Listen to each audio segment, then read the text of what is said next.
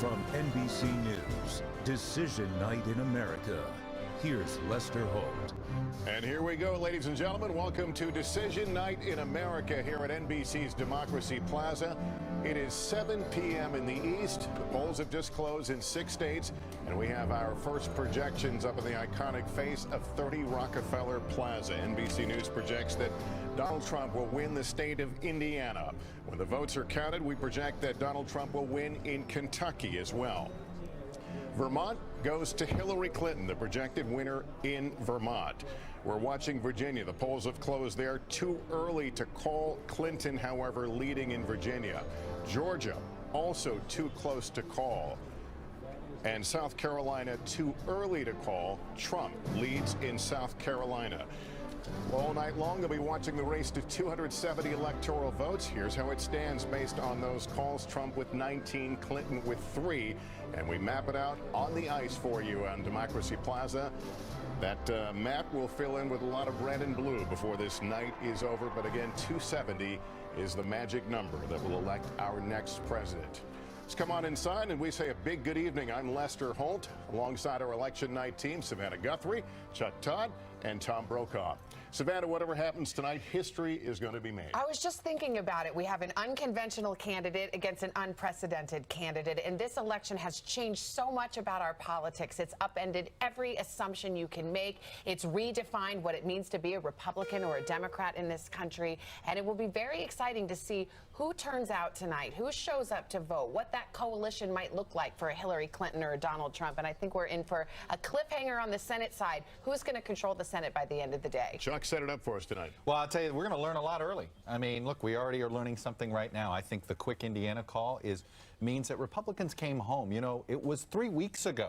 Before Comey, Indiana was neck and neck. And the fact that we can call it poll closed, that is a sign Republicans came home. This is Mike Pence's home state. But look at Virginia and Georgia. And we may be talking about this story, the southeast corner of the United States. Over the last 12 years, we have seen this battleground map change. And now, welcome Georgia to that battleground, joining Florida, Virginia, North Carolina along that Atlantic seaboard. We're going to be spending a lot of time tonight.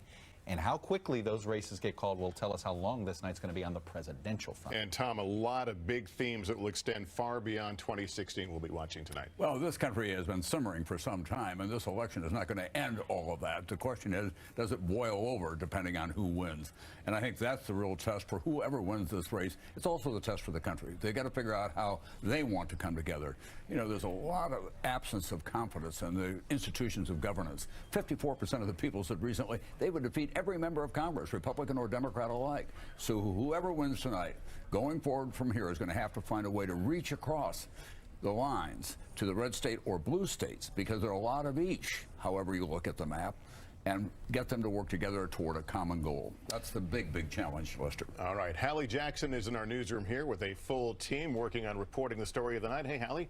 Hi, Lester. We have our team of correspondents blanketing the country coast to coast, not just at polling places and election watch parties, but in all the key battleground states and, of course, at campaign headquarters. I'll be digging through exit polls here, and this is the engine room of our election center. We have our Vote Watch unit here, led by Cynthia McFadden, my colleague Pete Williams, checking for any voting irregularities, any legal implications or issues that might pop up. And this is our political unit with our pollsters diving into all the data. Consider this home base, where we'll be bringing you all of our coverage for the next 7 hours, maybe more. Lester. Okay, Hallie, thanks very much. We're keeping a close eye on Clinton and Trump election headquarters. Manhattan's a pretty small town right there. They're all located just a short distance from each other and us here in Midtown. So let's check in with them now, starting with Andrea Mitchell at Clinton headquarters. Hello, Andrea. Good evening, Lester. This is the night that Hillary Clinton has been waiting for. She is in a Midtown hotel with her husband, of course, former President Clinton, and other close friends and family. But they're hoping this will not be a nail-biter, but we've learned that they have written 2 speeches. They're hoping, of course, that it is a victory speech that she declares and that she is able to finally shatter that glass ceiling and the convention center here has a glass ceiling, so that is the symbolism of what they're trying to and hope to accomplish tonight. The real issue is what happens in places like North Carolina. They see North Carolina as the tightest of the battleground states. They say that they're confident, but where they have gone in the last 24 hours tells the story. We were at 1 o'clock this morning at a rally in North Carolina, in Raleigh, North Carolina, and earlier in Pennsylvania. Former Pennsylvania Governor Ed Rendell telling me that that is not a done deal. They can't take Pennsylvania even for granted. So therefore, that big extravaganza with both Obamas and Clintons in front of the Independence Hall in Philadelphia last night, and earlier in the day, she went to Pittsburgh. So that tells the story about just how nervous they are. They don't want to leave anything on the table, and they, again, are hoping that she can finally achieve the goal that she has sought so hard for 18 months and, in fact, for decades earlier. Andrea Mitchell at the Clinton headquarters tonight in Manhattan. Katie Tur at the Trump headquarters also here in New York. Hello, Katie. Hey there, Lester. Donald Trump is watching the returns come in at Trump Tower. He's surrounded by his family and his close aides. The campaign says that they are confident. They're already touting a record turnout from what they call white Republican counties in New Hampshire and in Michigan. But I spoke to a couple of New Hampshire sources who tell me they are not as confident as the Donald Trump campaign. They describe that state as tense, close, and sickening. I spoke to multiple sources today, both inside and outside the campaign, and absolutely everybody believes that this is going to be a tight race. They are focusing on 4 states, their core 4, as Kellyanne Conway puts it. That's Ohio, Florida, Iowa, and North Carolina.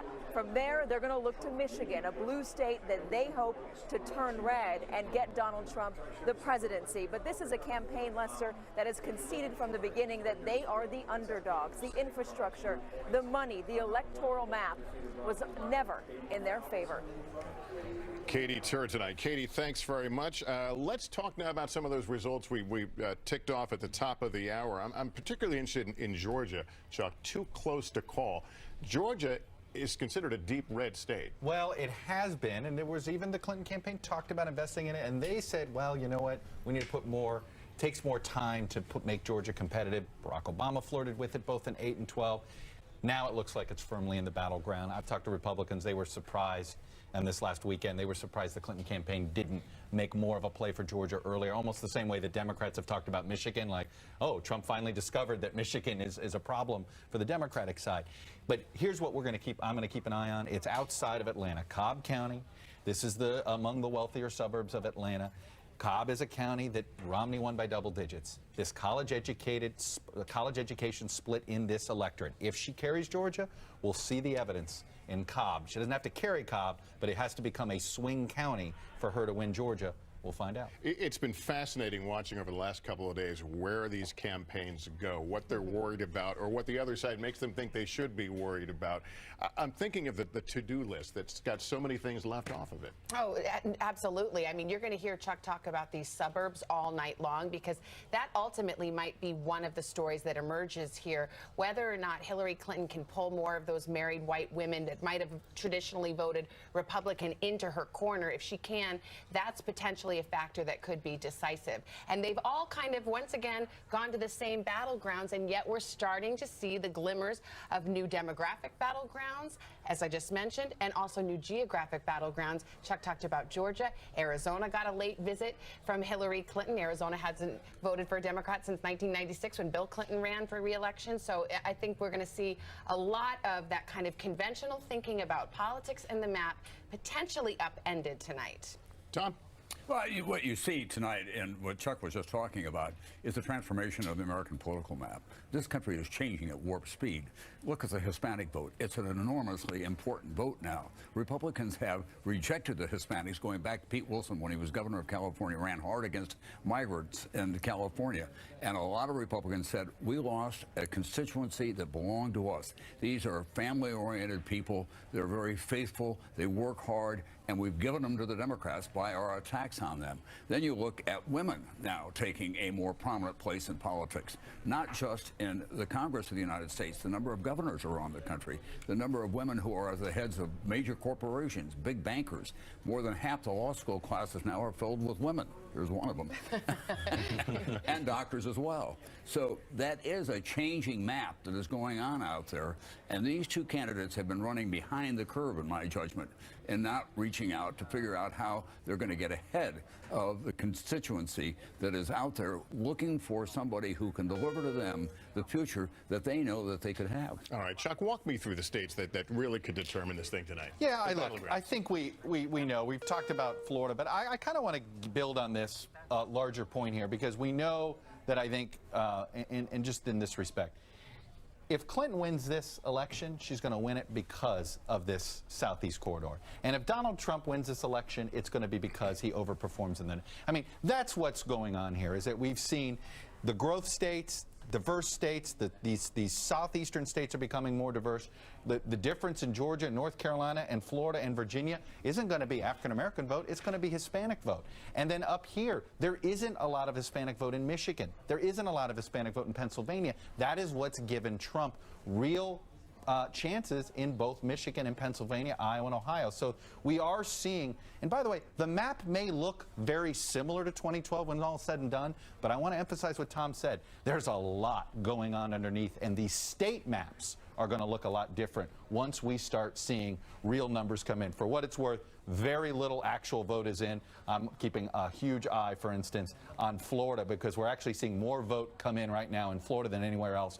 But again, 2% in, so, and as you can see, it's all coming from essentially one semi-rural county. Yeah, and right now, a lot of what we're dealing with is anecdotal conversation about what's been happening in these states. Let's go to Kerry Sanders now as we begin to sweep around some of these battleground states. Kerry is in Florida. What are you seeing there? Well, the polls closed at 7 o'clock where I am. Inside, there's about a half dozen voters still inside. About a minute before they closed the polls, they made an announcement. Two people literally sprinted inside. The reason they're still inside voting is, while it's the presidential election that everybody's watching, of course, the vote itself, the ballot is rather long, so it can take up to 20, 30 minutes for some people to actually vote here. Remember, Florida has 2 time zones, so while the polls have closed here, as you go out to the Panhandle, the polls are still open for, well, till 7 o'clock that time, and then people can continue to vote as long as they've been in line. It's likely that we're going to have a pretty long night here because of how close things are. I'm along the I-4 corridor, and while it's all indications are that the real determination of who's going to take the state will be along this corridor. And as you were just talking, the Hispanic vote may actually turn this state. And interestingly, it is those Puerto Ricans who have moved along the I-4 corridor that are really likely to perhaps determine who wins or loses here. Consider this fact. Since they've had their economic problems on the island there, about 7,000 Puerto Ricans a month have been leaving that island, and many of them coming here. In fact, with the current projections, we may wind up having the largest Puerto Rican diaspora here, not in New York, where they are still the largest group of Hispanics. Tell me, how much have you seen of the ground game that we hear so much about, this getting out the vote effort? Well, the ground game on the Democratic side has been much stronger than on the Republican side.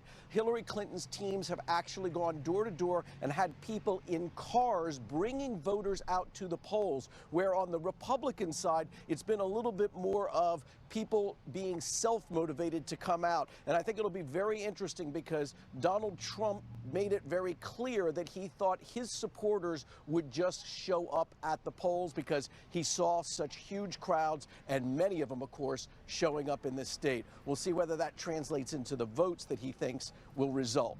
Kerry Sanders, thanks very much. Let's move on up to North Carolina, another part of the country that Chuck was circling for us a minute ago. Rahema Ellis is there. Rahema, tell us what you've seen there throughout the day. Well, I can tell you the polls are still open here, and early this morning when polls did open, it was a long line of people here. Later on, not so much, but it was steady. And officials say it's been like that statewide. They say it's primarily because there's been a record all-time early voting here in this state, with 17 voting days before today. It's added up to 45% of registered voters here in North Carolina who cast their votes before this day, making this a toss-up state for Clinton and for Trump. I can tell you what happened when I talked to some folks who came out of there who had voted, the Republican and Clinton voters alike. They said they were happy they had voted, but more than that, they're relieved this is over. Lester? All right, Rahema Ellis for us. And the polls close in North Carolina at 7:30 Eastern, just about 15 minutes away, 15 electoral votes there. Tammy Leitner is at a polling place in Manchester, New Hampshire. We have seen a lot of movement, Tammy, there over the last week or so, and it's a notoriously hard place for pollsters to predict. What are you seeing? You know, Lester, New Hampshire is still a wild card. We've been speaking with voters all afternoon, and I can tell you one thing. This state is divided. Now, keep in mind, this is where Trump got his start. This is where he won his first primary. Also something to keep in mind, 40% of the voters here are undeclared, which is why both candidates have been making such a push here. Trump has been here 9 times. President Obama was here yesterday campaigning for Clinton.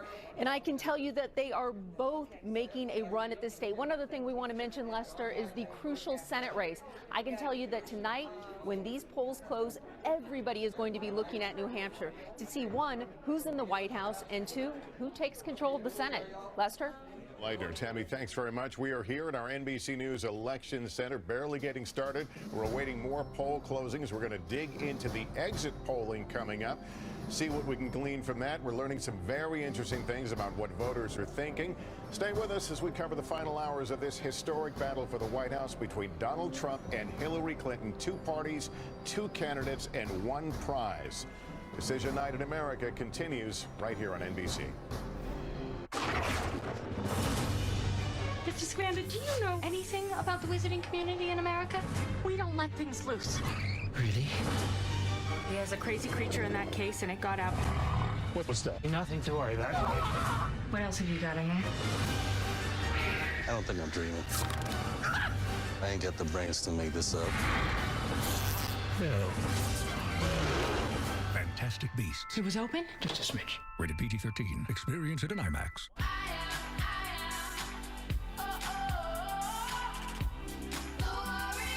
I used to blame the weather for my frizz. Turns out, my curls needed to be stronger to fight back. Pantene's Pro V formula makes my curls so strong, they can dry practically frizz-free. Because strong is beautiful. Get even stronger results with Pantene Expert, our most intensely concentrated Pro V formula. Your brain is an amazing thing. But as you get older, it naturally begins to change, causing a lack of sharpness or even trouble with recall. Thankfully, the breakthrough in Prevagen helps your brain and actually improves memory. The secret is an ingredient originally discovered in jellyfish. In clinical trials, Prevagen has been shown to improve short-term memory. Prevagen, the name to remember. When history is in the making, wake up to everything that counts, only on Today.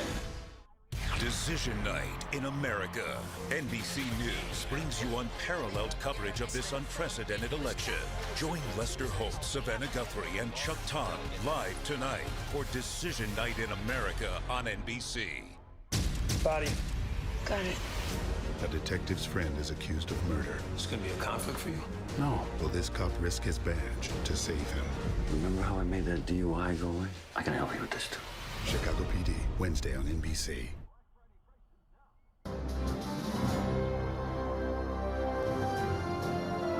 Democracy Plaza, welcome back now from our NBC News Election Center. Hallie Jackson is in the newsroom. She and her team have been digging into some of the exit polling we're getting. Hallie, what do you got? Hey, Lester, we're looking at 3 big themes tonight, really. The first is going to be character for each of the candidates. Remember, this entire campaign, each candidate has tried to paint the other as basically unfit for the presidency. We'll take a look at these numbers of honest and trustworthy. You can see voters nationwide found 60% of them, found Hillary Clinton to be not honest or trustworthy. So that means 6 in 10 voters feel this way. Look at Donald Trump. His numbers are roughly the same, a little bit higher. This is still Clinton again, but for Donald Trump, it's 64% of people who feel that way. So what does this mean? It means that there is still a considerable character problem no matter who ends up in the White House. We also want to talk, and you can see the Trump numbers here behind me. Another theme we're going to be hitting tonight are Hispanic voters. You heard Chuck talking about that earlier this hour, how key the Latino vote will be. Right now, we do see those Hispanic voters breaking for Hillary Clinton. Not so surprising. What we are watching is whether Trump underperforms Mitt Romney back in 2012. Right now, no indication that he is. But remember, it is still early in the evening. These are our early exits, which means we're still waiting on some of those West Coast figures to come in. The final point I want to make here, we are closely watching what happens with college-educated white women. This is kind of a swing group. They went for Barack Obama in 2008, Mitt Romney in 2012, and look where they are breaking right now. For Hillary Clinton, by 8 points. She has flipped that group from last cycle, but take a look at where Trump is doing better. It's with the non-college educated white women. He's up over Hillary Clinton by 24 points, according to our early exit polls. This is decisive for him, and it illustrates, guys, that this is not so much a gender gap that we'll be talking about tonight, but really more of an education gap when it comes to these white women voters. Struck by those numbers about honesty, that Trump and Clinton basically were viewed the same by the voters, but she's the one that was seen to be labeled with the truth issue. Well, by the way, Donald Trump has made a meal out of that. I mean, he has called her Crooked Hillary for the better part of the general election. But what's interesting is how remarkably stable these negative ratings are. They haven't gone too much higher or too much lower, but let's be clear, they are astronomically high for both of these candidates. They're the two most unpopular presidential candidates in history. They have very high negatives, but in a sense, they're kind of washing each other out since they both are viewed so unfavorably by so many voters. By the way, even some of their own supporters. But that gap matters. The fact that she's less unpopular than him, our pollsters will say, you are right, but at this point, look at the difference of those negatives. That matters. All right, stay with us. We're just getting started. We're minutes away from poll closings in North Carolina and Ohio. We'll characterize those races for you when those polls close. Decision Night in America continues right here on NBC.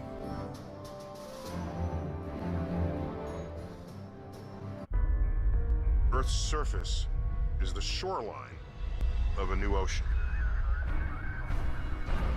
You ready for this? It'll be the greatest adventure ever in human history.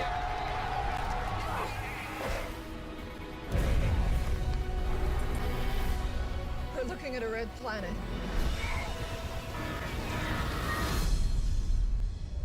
Mars, a global event series, coming soon on the National Geographic Channel.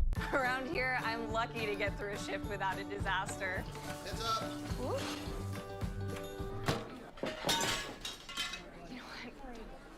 My bargain detergent couldn't keep up. It was mostly water. So I switched to Tide Pods. They're super concentrated, so I get a better clean. I mean, I give away water for free. I'm not about to pay for it in my detergent. Tide, #1 rated. It's gotta be Tide. Tomorrow on Blind Spot, Agent Weller goes missing. Life's over. You're gonna need some serious backup. Then, This is a hate crime. a special SVU about one of the most sensitive issues of our time will have you guessing until the very end. And on Chicago PD, a detective's friend accused of murder. Is it conflict for you? Will he risk his badge to save him? Remember how I made that DUI go away? I can help you with this too. It's an all-new Wednesday, tomorrow on NBC. Welcome back. That clock is counting down 7 minutes, 13 seconds to the next set of poll closings, the 7:30 Eastern closings, North Carolina, Ohio, and West Virginia. And I want to go quickly over to Chuck Todd right now. How late do you think North Carolina is going to keep us? Yeah, I think, what are you doing Thursday, Lester? Like between the Senate race and the presidential, I mean, it could keep us up. I think North Carolina is that close. And it is a state with very few swing voters. It is basically evenly divided by its extremes. And that's what makes, it's like the country right now. It's going to make unifying very hard. It's why it is such a polarized state, too. And remember, let's not forget about North Carolina. HB 2, perhaps the last battle of America's culture wars, is taking place tonight in North Carolina. Also, Ohio is going to close here, 6.5 minutes. Historic battleground state. How large does it loom right now? Well, it is interesting here. Hillary Clinton can win the presidency without winning Ohio. And she would be the first Democrat to do it since John Kennedy.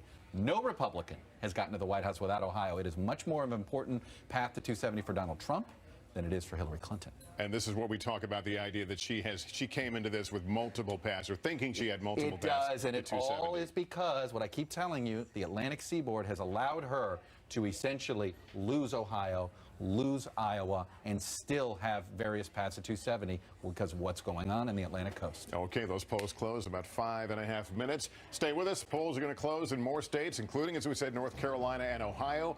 Our Decision Night in America coverage continues here on NBC.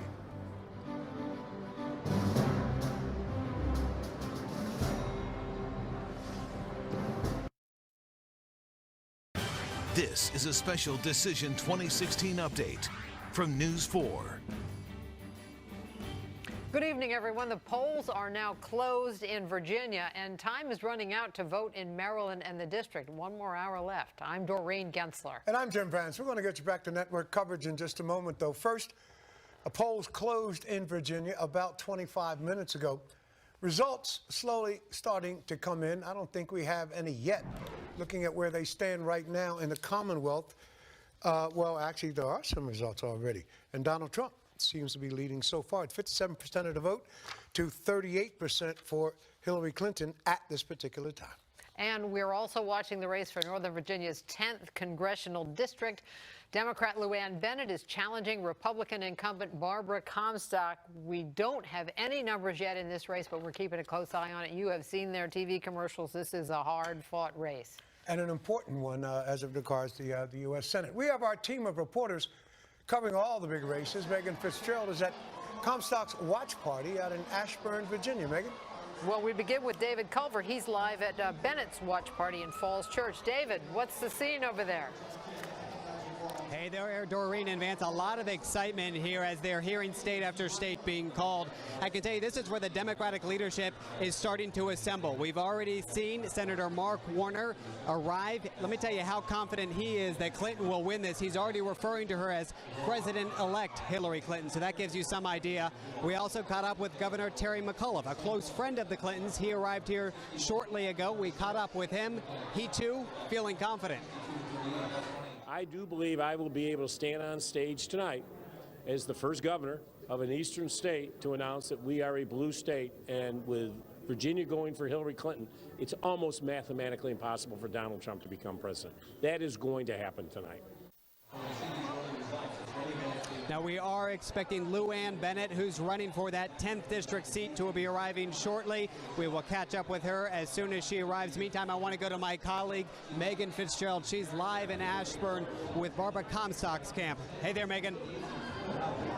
Hey, David, that's exactly right. We are expecting Congresswoman Barbara Comstock to arrive here at around 9 o'clock. She's going to be here with supporters, with friends and family members. But we talked to a close family friend. She tells us that the Congresswoman is feeling good. She spent the day making the rounds at different polling locations around her district. And over the last couple of days, we've seen her, of course, campaigning. She's been at churches. She's been at temples. We've seen her at mosques, really touching all of her constituents as much as she could within the last couple of days here leading up to today. This is a hard-fought race, as we've been saying. You've seen the commercials out there, and it's because political experts will tell you the 10th congressional district has been changing. It's becoming more diverse, making the argument that a Democrat could possibly come in and win this district. But on the opposite side, supporters of the Congresswoman will tell you that she has been campaigning since she got into Congress back in 2014. So we will be here watching as this race unfolds. Back to you. Thanks, Megan. Not much time left if you live in Maryland or Virginia and you intend to vote. The polls close there at 8 o'clock tonight, a little more than half an hour from now. You have to be in line by 8 o'clock sharp if you are going to cast a ballot there. Those in line by that time will be allowed to vote. We expect Maryland and D.C. to favor Clinton in the presidential race, but we're watching other issues down the ballot. In Maryland, we're watching the race to replace longtime Senator Barbara Mikulski, retiring from the Senate. We're also tracking House races in the 4th, 6th, and 8th districts. And voters in the district have a statehood referendum on their ballot. We'll be watching all those races and more as the polls close and the final results begin to come in. We plan to keep you updated on all of the local races. The NBC Washington app will send you breaking news alerts, and we'll be joining you again here live with another update in about 25 minutes. For now, back to NBC News special election coverage.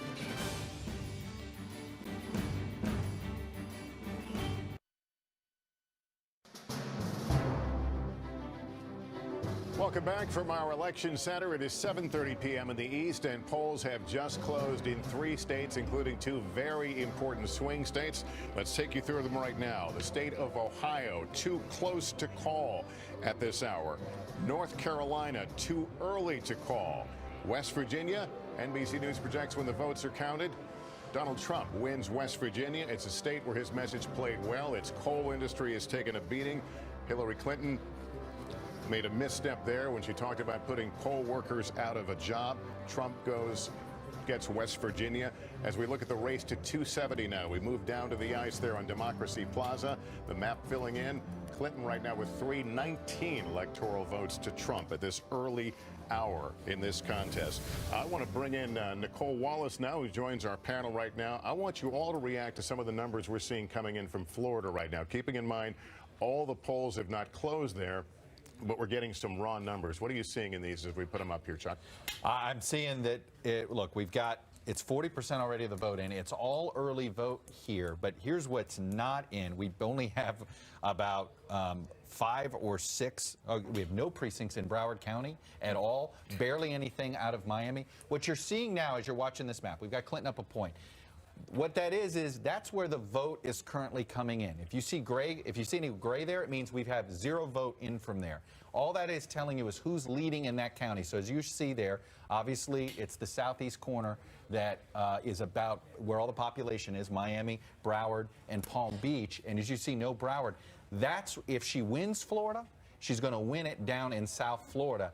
The fact that she has a lead right now in the raw vote before we have anything out of Broward County, you're going to have a lot of nervous Trump people right now and a lot of very, very excited Clinton. Nicole, let me ask you, there was even Trump himself had said Florida was must win. But then down the stretch here, we saw, let's go to Michigan, looking for other paths and suggesting they might have them. Do they exist, or was this a head fake we've seen? Well, so even some of Trump's closest advisors, by mid-afternoon today, were starting to talk about what if. What if Donald Trump hadn't engaged in a month-long battle against the Khan family? What if Donald Trump hadn't taken so long and really never properly apologized for the Access Hollywood? And the what if, the answer to the what if is, what if he'd focused instead on a strategy that remade the map, where his economic message, where his direct line into people experiencing economic despair in that upper Midwest, what if they'd had a real campaign that could have targeted their voters and turned out their voters? Then it wouldn't be a lights-out moment for them if they come out short in Florida. You've called it the checkmate state, and I agree with that. But this story, if they come up short tonight, will be about a campaign that was not lost at the beginning. They had the potential to take his economic message, to take his outsider message, and to turn some states that really haven't been available to Republicans. They could have taken that message in a concerted manner with a real traditional, maybe boring in Trump's eyes, turnout operation. They could have done some of the boring things like stay on strip. They could have done some of the non-sexy things like take away Twitter. And I think that what they will be talking about if they come up short is how they might have been able to remake the map so that states like Florida and North Carolina weren't do or die for them. Did Donald Trump have his finger on the pulse, Tom, of what Americans cared about? You know, any number of people. I mean, he ran a brilliant campaign from the ground up at the beginning, but he continued to run through the general election like it was still a primary, that the voter turnout was much different in the reality than what he was seeing in front of him.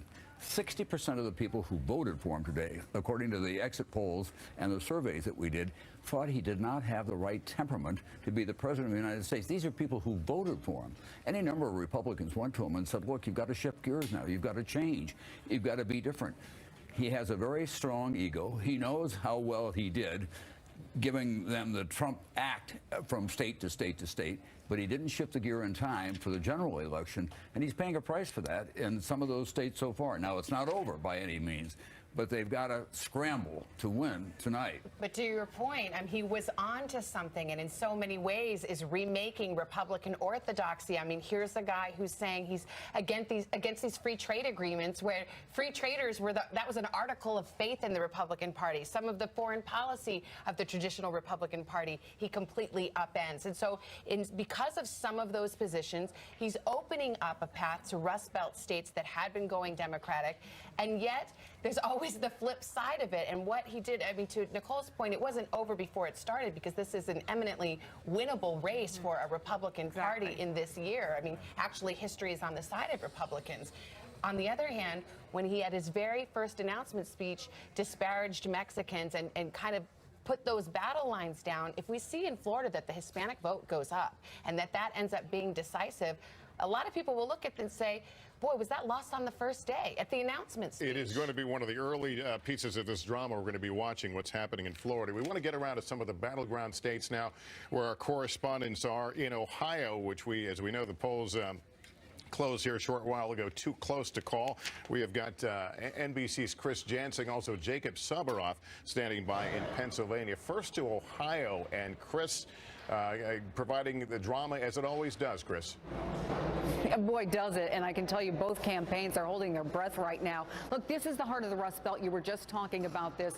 The union workers who have been really responsive to Donald Trump's message. On the other hand, I'm standing in Cleveland, in Cuyahoga County. This is a place where Barack Obama won twice overwhelmingly, where the Clinton folks were down at the end of early voting. Now, they had hoped that there would be lines long enough to keep this place open after 7:30, but as you can see, the doors closed, no one is here. There is some nervousness on their side and a lot of confidence, more so than in other states that I'm hearing from the Trump campaign. Having said that, if they're able to pull it out, the Clinton campaign, it's going to be about the ground game. Today they did something really interesting, Lester. They took 400 paid staffers out of the offices, put volunteers in, and sent them out canvassing 4 different times. If they knocked on the door once and somebody wasn't home, they went back a second time.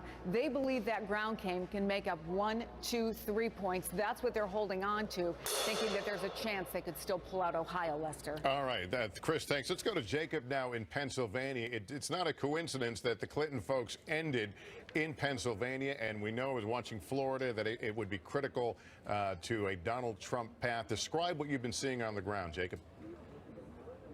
There's no doubt about it. As to the reason that the president and the secretary were here in Philadelphia last night, there were 1,686 election divisions in the city of Philadelphia, Lester, and perhaps this is the one with the longest lines in the entire city right now. This is the main polling location for Temple University in North Philadelphia, and some of these young folks here have told me that they have been online for 3 to 4 hours. In fact, somebody just came by and dropped off some pizza for all of these students. The line actually snakes around this way, all the way around through this area and down under the overpass down that way. I have to tell you, Lester, that this is central to President Obama and Secretary Clinton's strategy of winning this area with Philadelphia. If they can drive up the margins here, particularly amongst these young people that you're seeing right now that have been waiting on this line for hours and hours and hours, they could potentially close the margins that Donald Trump is running up in the center of this state, in the areas between Pittsburgh and Philadelphia. We're going to be watching this all night long. Polls close in less than half an hour here, Lester, but all of the people on this line, like I said, all the way down to that overpass, are more than likely, and in fact, are certainly going to be led into this polling place. Lester? Well, they are well fed. That's good to see. All right, Jacob, thanks very much. Hallie Jackson's in the newsroom with another look at some of the exit polling. Hallie, these fascinating stuff coming out of these exit polls. What are you looking at right now? I'm telling you, Lester, right now we're taking a look at how people feel about the federal government. Listen, people don't like the federal government, according to our early exit poll data. Look at this. 2/3 of folks are either dissatisfied or angry. But keep in mind, this does not mean we are a nation of angry people, because only 22% say they're actually mad at government. Let's dive into that slice of the pie, though, and you can see that of those folks who are angry with government, an overwhelming majority of them, 75%, broke for Donald Trump, according to this early data. Donald Trump has run a campaign trying to tap into that voter dissatisfaction, and you are seeing some of that reflected in these early numbers. I want to switch gears and talk a little bit about a key swing state that Chuck brought up earlier in the night, North Carolina, and the gender gap, which is another theme we're following tonight.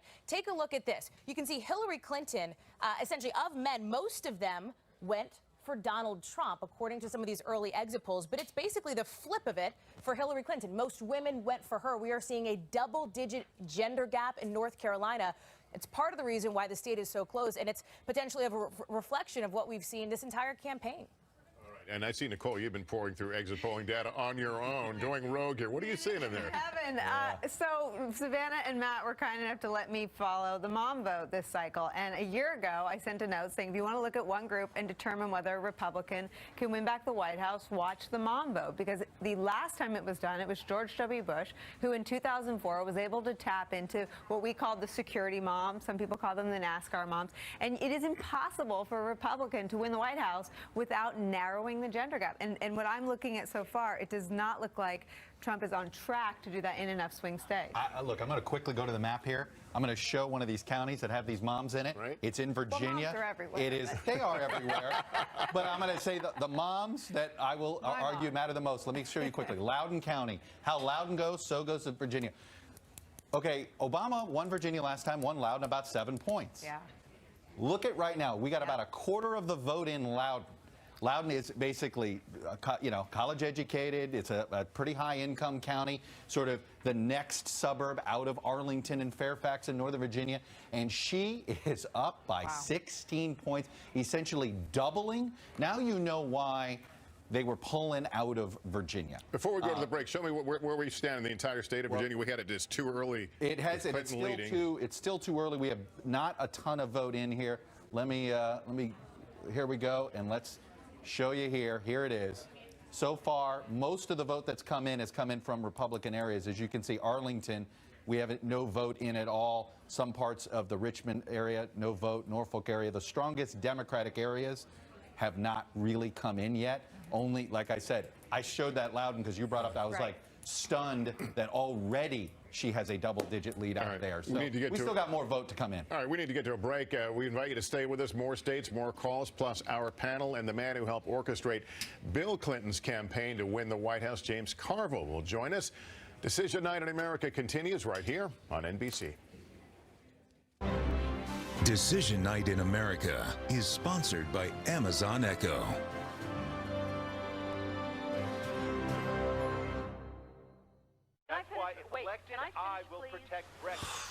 Alexa, ask Kayak how much is a one-way ticket to Canada.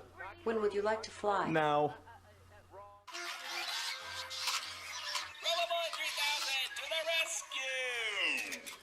Alexa, order more AA batteries. Okay.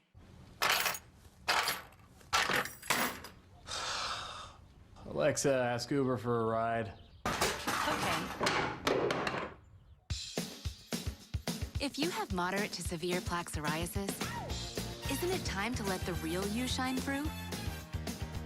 Introducing Otezla, Apremilast. Otezla is not an injection or a cream. It's a pill that treats plaque psoriasis differently. With Otezla, 75% clearer skin is achievable after just 4 months, with reduced redness, thickness, and scaliness of plaques. And the Otezla prescribing information has no requirement for routine lab monitoring. Don't take Otezla if you're allergic to any of its ingredients. Otezla may increase the risk of depression. Tell your doctor if you have a history of depression or suicidal thoughts, or if these feelings develop. Some people taking Otezla reported weight loss. Your doctor should monitor your weight and may stop treatment. Side effects may include diarrhea, nausea, upper respiratory tract infection, and headache. Tell your doctor about all the medicines you take and if you're pregnant or planning to be. Ask your dermatologist about Otezla today. Otezla. Show more of you. Saving a life with a deadly disease. Giving someone HIV. Chicago Med, Thursday. Our country spends a lot on healthcare, but are we reinvesting in the future? What about developing a 21st century healthcare workforce to meet the diverse needs of patients? Supporting medical research to discover new cures? Prioritizing prevention to reduce chronic disease? Sharing actionable data to improve patient care? It's all part of building a modern, high-performing, simpler healthcare system. Learn more about these ideas at UnitedHealthGroup.com. United Health Group, built for better health.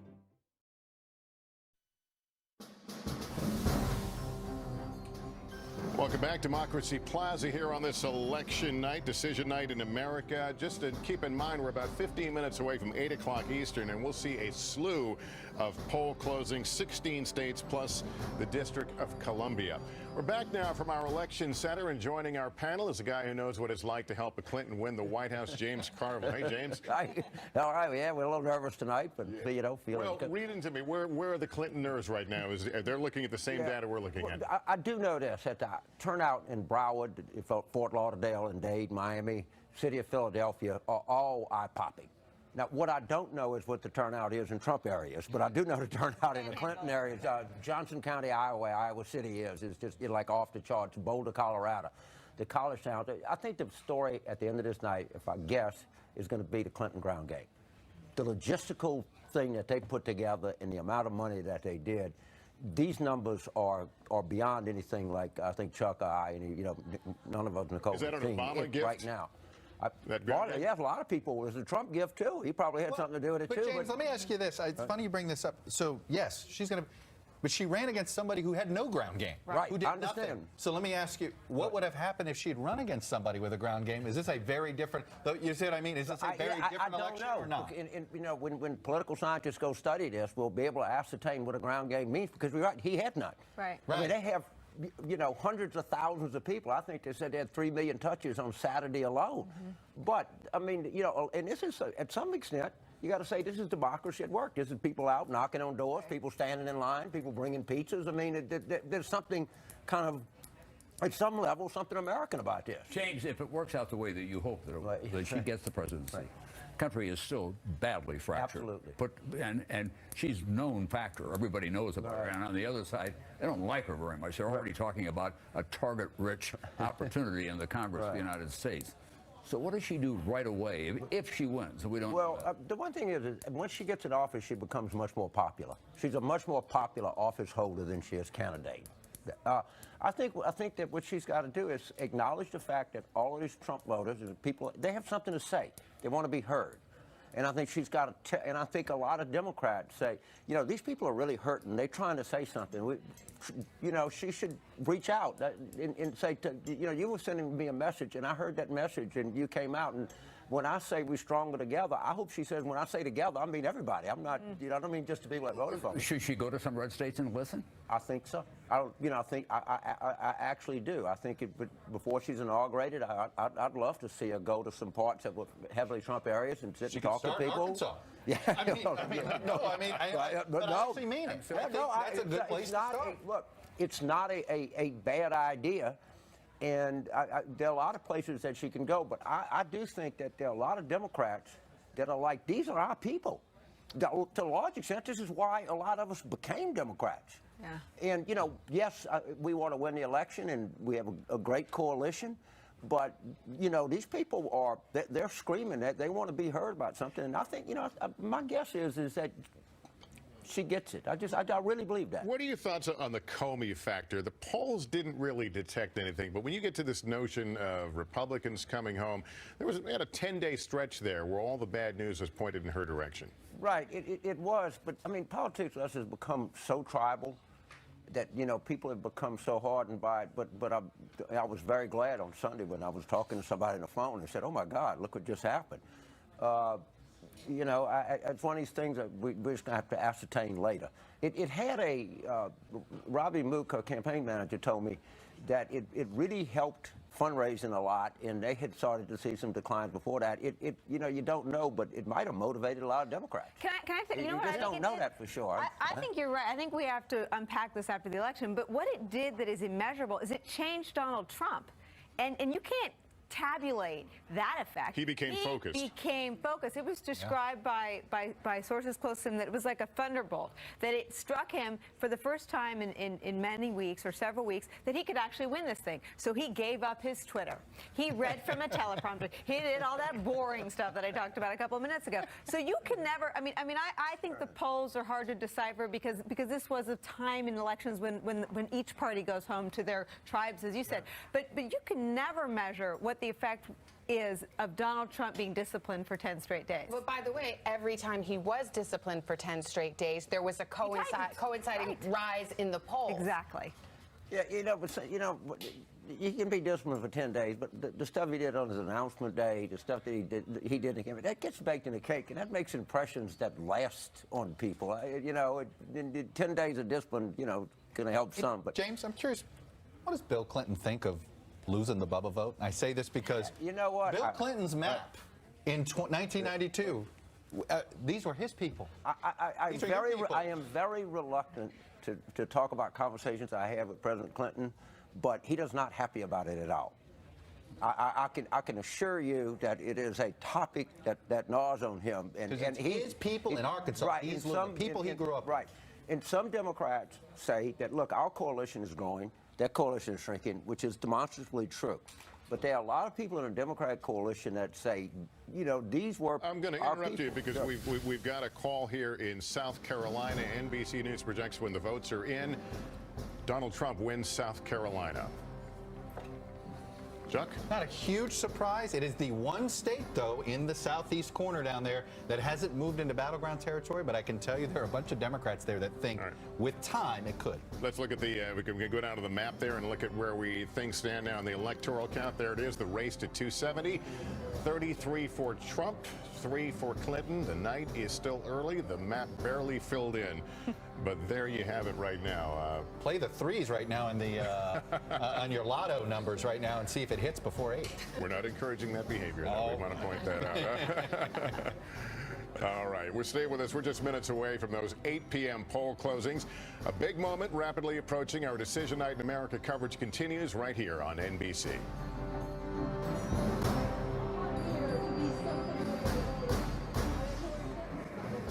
Lobbying is about foresight, about anticipating your opponent's moves and devising countermeasures.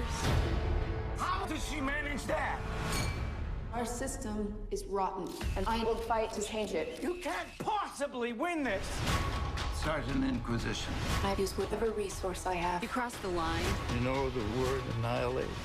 It means reduce to nothing. It's about making sure you surprise them, and they don't surprise you. Miss Sloan, rated R.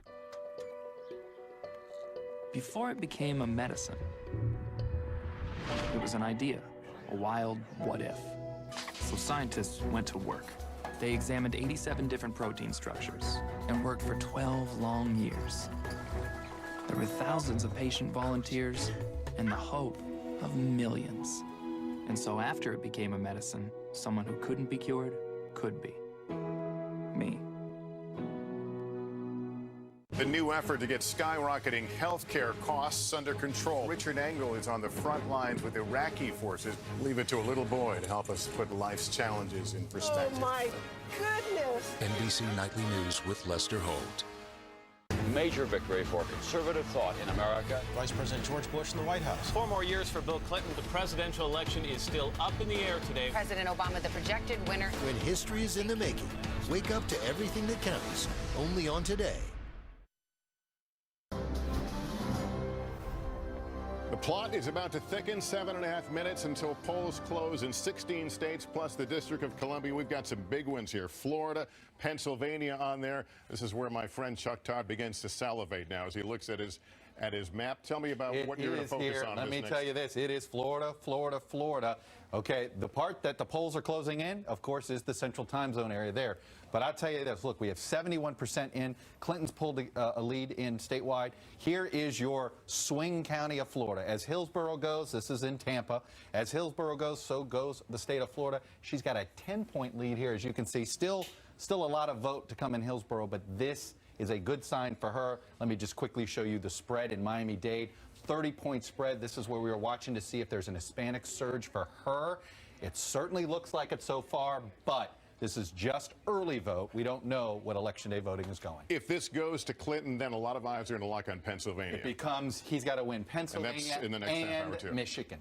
If he loses Florida, he needs Pennsylvania and Michigan. He can't just get away with winning one of them. This all comes back now to that same area of the country you're talking about as we move up from Florida. This has become her power center. It really, it could be interesting, but it absolutely could. The fact that Virginia, Florida, and you heard it, I was talking to Robbie Mook earlier today, and he brought up Florida, Virginia, Pennsylvania. He said that's their backbone to 270, and they think they're going to win all 3, and they think once they do, it's checkmate for Donald Trump. All right, we've got some big ones again coming up. 16 states, District of Columbia. Grab a drink, grab a snack, hurry back to the TV. Those 8 p.m. poll closings moments away. A lot of important states. Florida, Florida, Florida, as Chuck said.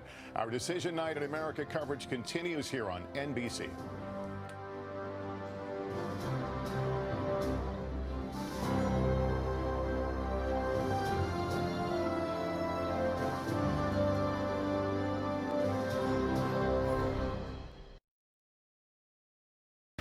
This is a special Decision 2016 update from News 4.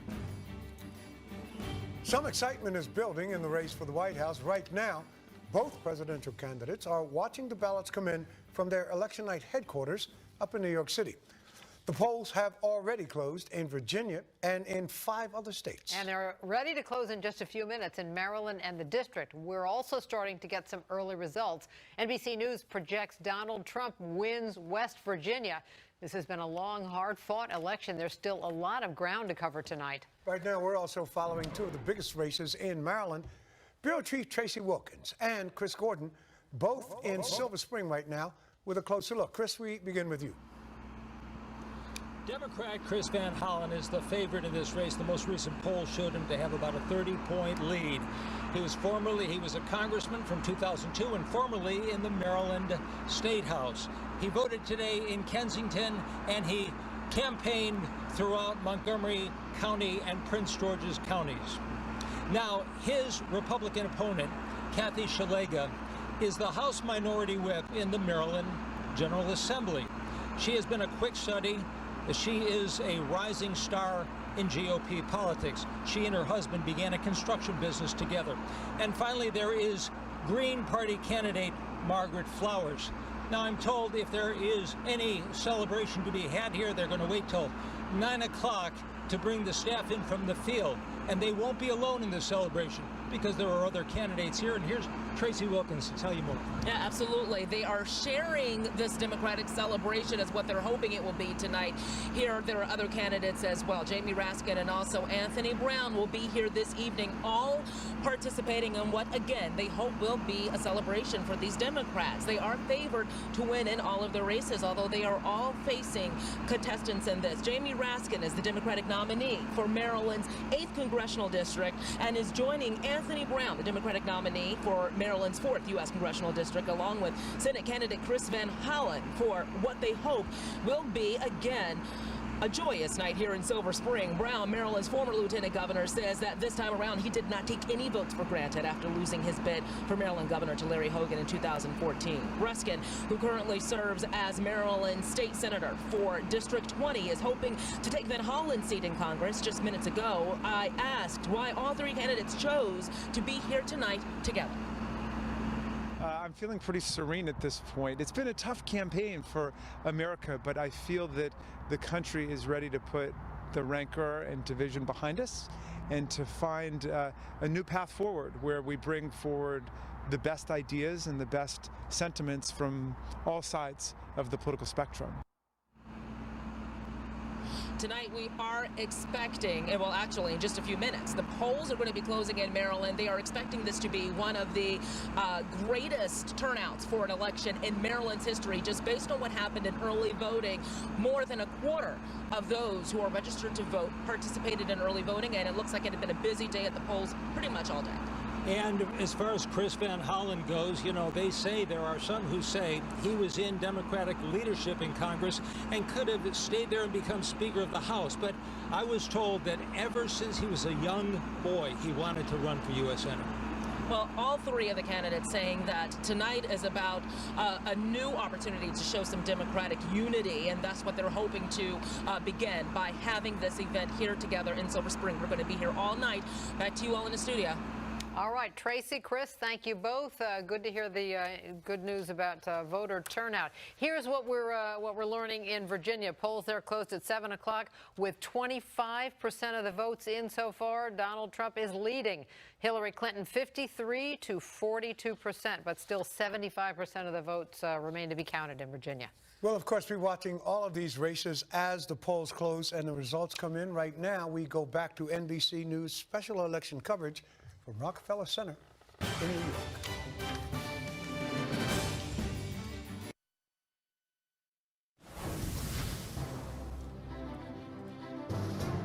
We are back on this decision night in America. It is 8 o'clock in the East, one of the biggest moments of the night, as polls have just closed in a slew of states, 16 in all, plus the District of Columbia. Let's take you through where things stand right now. Florida, we've been watching that raw vote come in. Right now, that is too close to call in Florida. Pennsylvania, another big one, battleground state, too early to call. Pennsylvania, too early to call. New Hampshire, too early to call. Now we've got a bunch of states here in which there are projected winners, starting with Alabama. We project that Donald Trump wins Alabama. In Connecticut, Hillary Clinton, the projected winner. Delaware will also go to Hillary Clinton. The District of Columbia to Hillary Clinton. Illinois, her home state, goes to Hillary Clinton, as well as the state of Maryland. And Massachusetts, also in the Clinton column. Mississippi, we project that Donald Trump wins in Mississippi. New Jersey to Clinton. Oklahoma, the projected winner, Donald Trump. Rhode Island, Hillary Clinton. And Tennessee, Donald Trump. Let's look at the count right now. The race to 270 at this hour, based on those projections. Clinton stands with 75, Trump with 66 in the race to 270. Now, a couple others we want to mention right now. We're watching Maine. It is too early. Actually, we're looking at Missouri up there, but too early. Maine is too early, but Clinton is leading there in Mississippi. No, I'm sorry. No, that was Missouri. I'm sorry. My bad there. Missouri was too early. We got that straight, and Trump is leading there. And there is the map now as the colors begin to fill in and on the race to 270.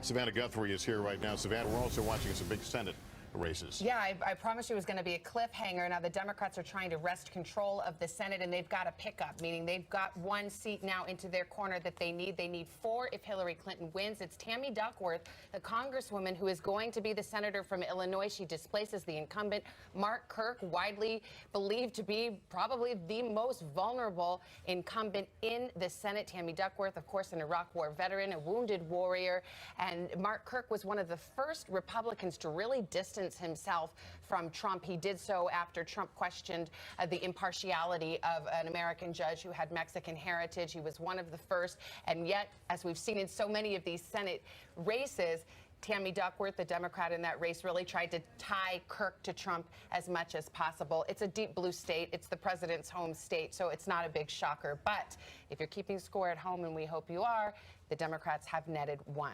All right, let's bring in now our panel. James Carville remains here with us, and we welcome in our friend Hugh Hewitt, NBC News political analyst and host of the Hugh Hewitt Show on Salem Radio Network. You just heard all those calls. Where's your head at right now, Hugh? I'm very happy that Senator Rob Portman has been reelected. He ran a model campaign, a responsible campaign built on civility, but also hard-nosed politics of the sort that James did when he first won a state race in Pennsylvania.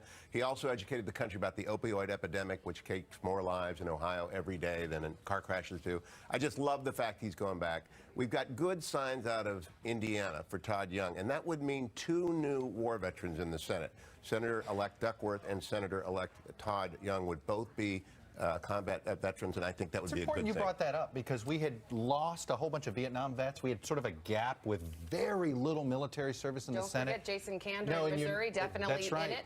Tom Cotton was sort of the first one of these to Dan Sullivan. And Dan Sullivan, and now we're starting to see that new generation, Tom. Well, and the fact is that this generation I've been very impressed with because they've come back and they say we want to be involved in public life. They're doing it not just by running for office, but they've got all kinds of foundations going on. They're running off to South America and to Africa, getting projects going there because they're mission-oriented.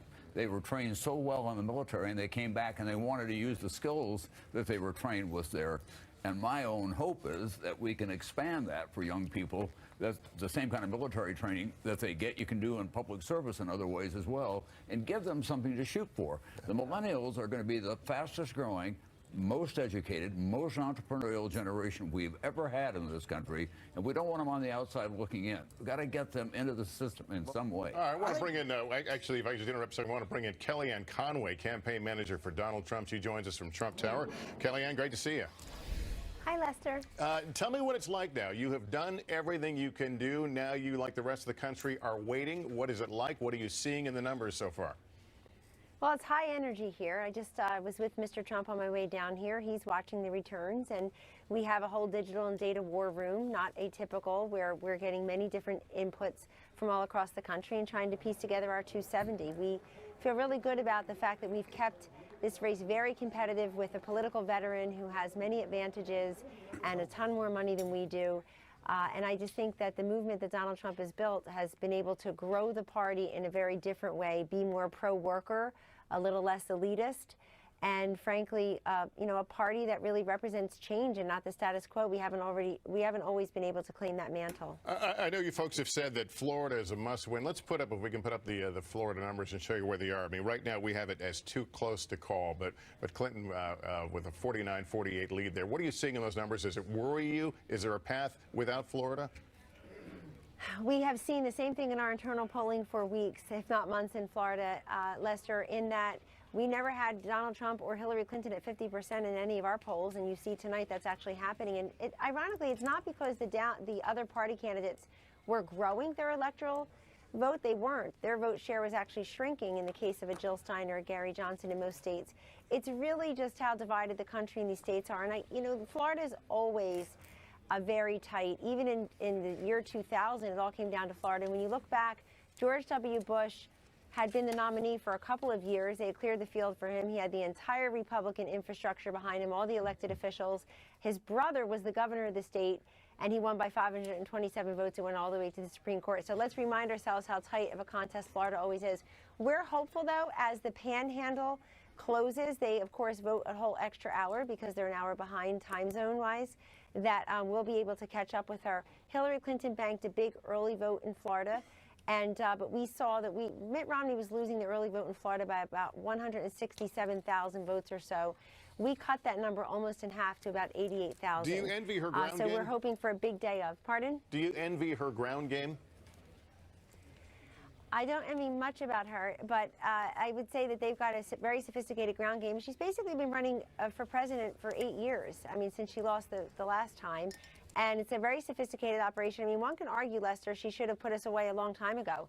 If you've got that kind of ground game, you've got all the money, all the king's horses, all the king's men, all the support, a current sitting president who's incredibly popular, and a first lady who's incredibly popular, a former president that's popular who just happens to be your husband, lots of celebrities. I mean, I think the great reluctance in this campaign has been of people to actually go there with Hillary Clinton to say, if I'm one of the 70% of Americans who wants change, who wants to take the country in a new and different direction, how can I vote for Hillary Clinton?